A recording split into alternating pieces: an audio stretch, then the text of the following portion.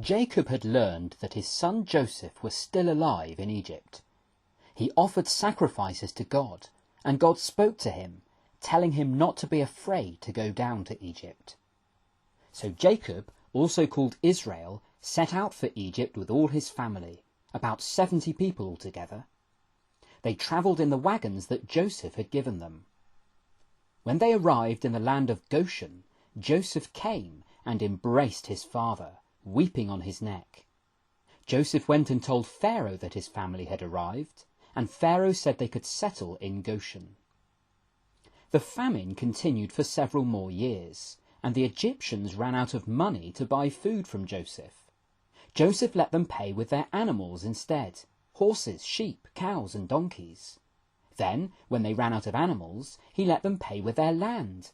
They would still be able to plant crops on the land, and they could keep 4/5 of the crops for themselves and give 1/5 to Pharaoh. The people thanked Joseph for saving their lives. Jacob lived for 17 years in Egypt. When he was close to dying, he called Joseph to him and said, "Do not bury me in Egypt, but in the place where my fathers are buried." And he worshipped God, leaning on his staff. Later, Joseph brought his 2 sons to Jacob, Manasseh and Ephraim.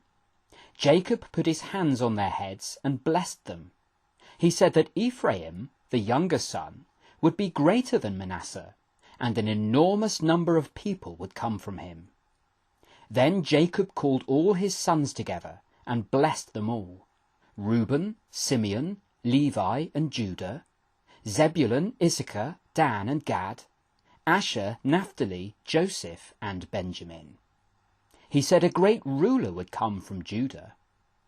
Not long later, Jacob died, and his body was taken to the land of Canaan, where it was buried in the same cave as Abraham and Isaac. When Jacob had died, his brothers were worried. They said, "Maybe Joseph will pay us back for all the evil we did to him."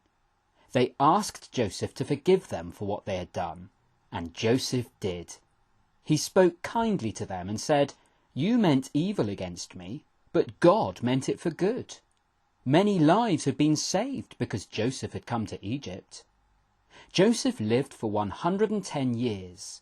Before he died, he said to his family, "God will bring you out of this land, to the land he promised to give Abraham, Isaac and Jacob."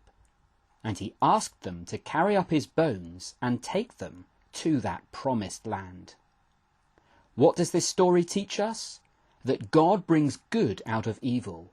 The brothers had done something wicked to Joseph when they sold him as a slave, but good had come out of it. Many people were saved from the famine. And we learn that a great ruler was coming, someone from Judah's tribe, the Lord Jesus Christ. And once again, Joseph points forward to Jesus. He forgave his brothers, and Jesus forgives everyone who puts their trust in him.